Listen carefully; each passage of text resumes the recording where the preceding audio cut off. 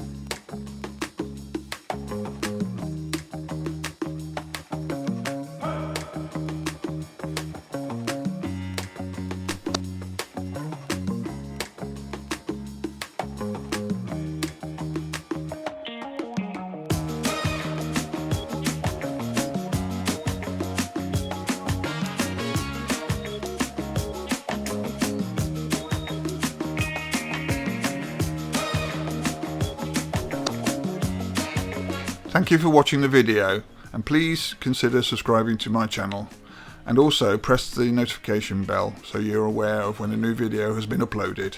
If you like the video, consider pressing the thumbs up icon, as well as possibly leaving a comment to tell me what you think. Also consider sharing the video on these sites, as well as follow me on these social media channels. Thank you again for watching.